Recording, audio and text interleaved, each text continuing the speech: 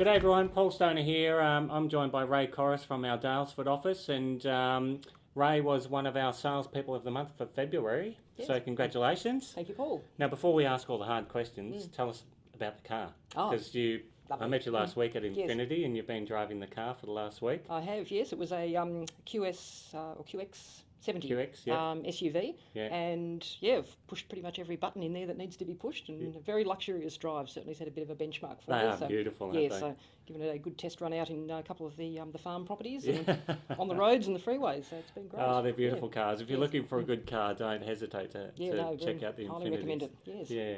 So anybody that comes to this table, they've been working hard. There's no questions asked there.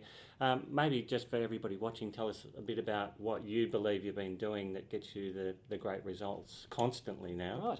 Right.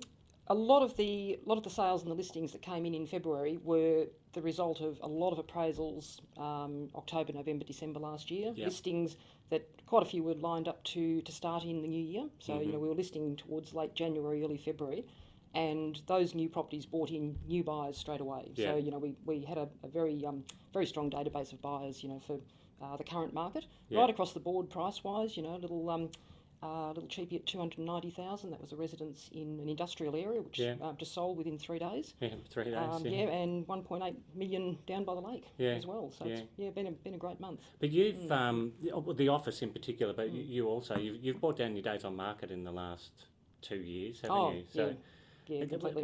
What can you equate that to? What is there a? I think it's probably a stronger perception of what Daylesford's about as well.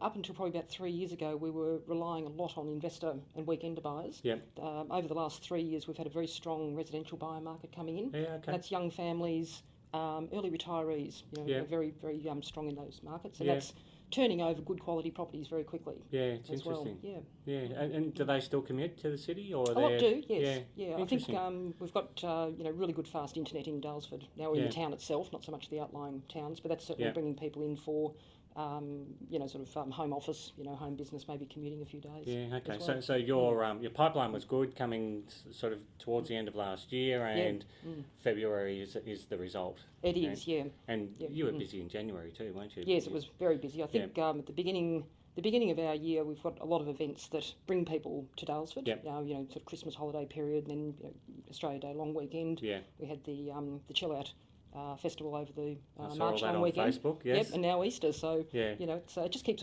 exposing people to the area. And serious buyers are coming back. And it is a beautiful spot. It's hard not to like. It is. So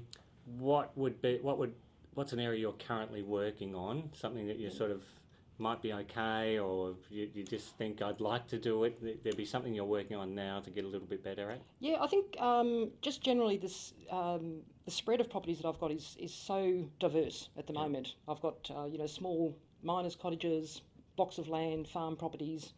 This 1.8 million down on the lake as well, which is going pretty well already. Yeah. But I suppose it's just about sort of handling all of those listings. Right at the moment, I'm carrying about 35 listings. Yeah.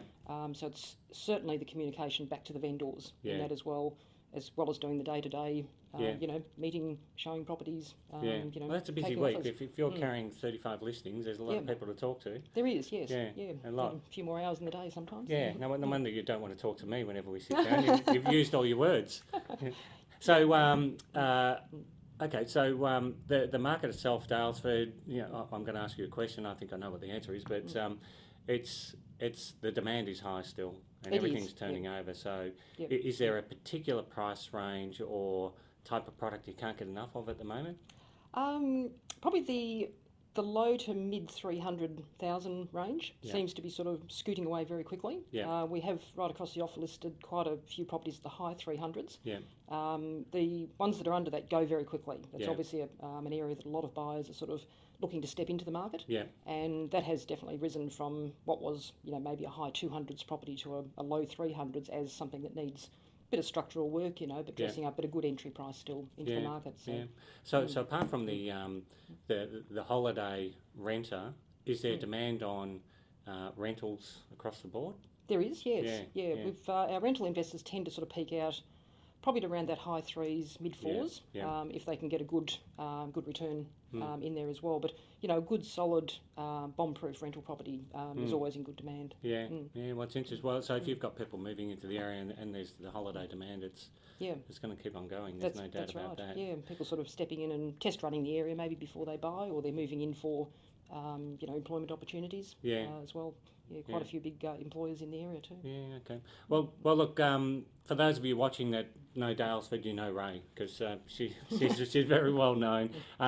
Great team, fantastic person is Ray. So can't recommend them enough if you're looking for a great team.